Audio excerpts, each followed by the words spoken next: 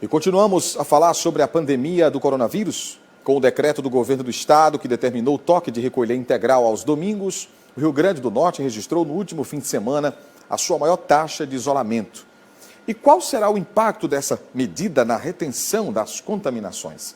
Sobre esse assunto eu vou conversar agora com a professora do Departamento de Demografia da UFRN, Luciana Lima. Professora Luciana, muito bom dia, participando mais uma vez, né? A professora Luciana sempre participa aqui com a gente. Quero até agradecer sempre pela participação, as participações, aliás, aqui no Notícias da Manhã. Professora, bom, eu falei agora em relação à questão do isolamento, o toque de recolher, né? Qual é o impacto desse toque de recolher, que teve, inclusive, um destaque aqui no Rio Grande do Norte, a nível de Brasil, né, no último fim de semana. Bom dia.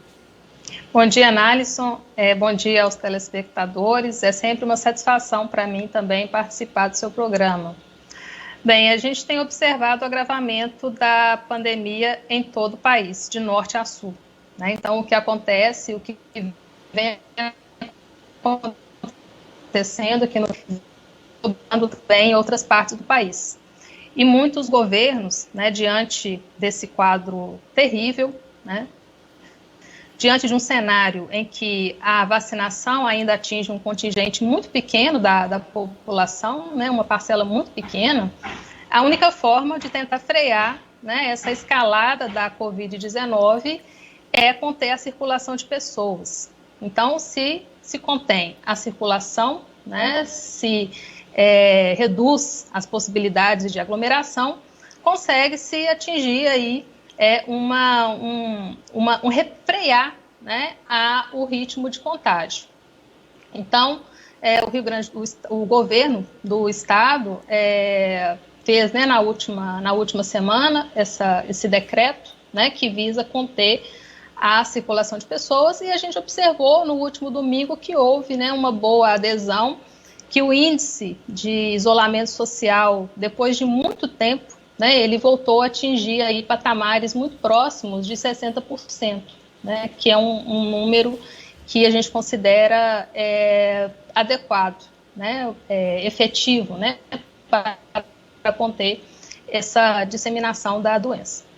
A professora Luciana acha que deve ser mantido, né, essa medida, aliás, tem que aumentar, ampliar mais ainda. Qual é a sua visão diante desses estudos, desses levantamentos sobre esse ponto toque de recolher aqui? Bem, a gente observa, né, que pelo menos até quinta-feira a gente observa que a lista de espera por um leito de UTI ela só cresce. A gente observa que a taxa de ocupação dos leitos de UTI, né, tem se mantido ali em números próximos de 90%, tem regiões que já atingiu 100%, né, então o quadro é grave. Então eu penso como, né, os meus colegas lá do Comitê Científico, de que as medidas de restrição, né, na circulação de pessoas, ela deve ser ampliada, né? Então, a gente está num momento, a população tem que entender que a gente está num momento crucial, né? A gente vive um momento muito difícil, né? Então, a gente entende todas as dificuldades, né, que existem, né, de aumentar essas restrições, a gente compreende isso, né? Mas é importante pontuar que as possibilidades de escape, né, de abertura de leitos, enfim, isso tem um limite, né, isso tem um ponto, até um determinado ponto. Então, eu entendo junto, né, com o Comitê Científico de que deveria ter, inclusive, uma ampliação das restrições sobre a circulação de pessoas, né, tendo em vista o quadro altamente desesperador que a gente vive aqui no nosso estado, e especialmente na região metropolitana. Exatamente. Inclusive, esse é um dos pontos que a gente abordou numa reportagem, né, no nosso jornal de hoje, falando que alguns especialistas alertam justamente para essas medidas mais duras para combater aí até essa tragédia, né, no Brasil. Aí eu gostaria de aproveitar também a sua oportunidade, a oportunidade de você estar participando aqui do Notícias da Manhã. Claro, diante desse cenário que você mesmo relatou, da situação crítica que a gente enfrenta no Rio Grande do Norte, no Brasil e no mundo, deixasse também a sua mensagem, a sua recomendação a todos os nossos telespectadores nesse momento que acompanham o Notícias da Manhã?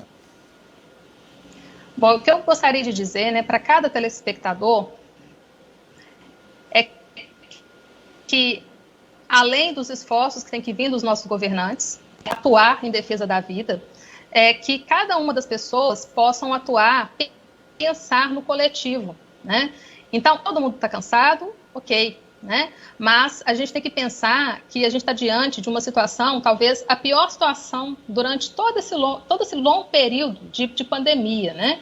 A gente completou ontem um ano desde que foi declarada pela ONU pandemia de Covid-19, ou seja, considerou-se, né, considerou-se que a pandemia chegou em todos os locais do mundo, né? Isso que quer dizer pandemia.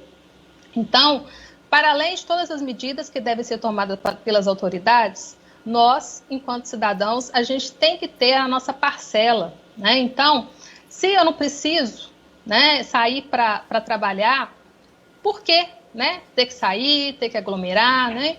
Então, pensar que é o momento da gente se resguardar. Outro ponto importante, né, que eu gostaria de pedir encarecidamente a cada pessoa é que não negligencie o uso de máscara, né? A gente tem observado que, além do cenário ser desesperador, muitas pessoas estão esquecendo a máscara, colocando ela de lado, né? Não é hora disso, né? Manter as medidas de higiene. Nós já tivemos um ano para aprender, um ano para nos habituar, né? Então, o álcool em gel, ele não pode ser negligenciado, higienizar as mãos constantemente, né? Então, para além daquilo que está nos decretos. É a nossa atitude coletiva, o nosso senso de preservação da vida, da nossa vida e da vida também dos nossos familiares, dos nossos amigos, da nossa coletividade. Então, se cada um fizer a sua parte, e os governos também, a gente consegue sair dessa. Muito bem. Professora Luciana Lima, demógrafa da UFRN, muito obrigado pela participação. Mais uma vez, um excelente dia e um ótimo fim de semana, tá bom? Obrigada, bom dia, Análise. Bom dia, valeu.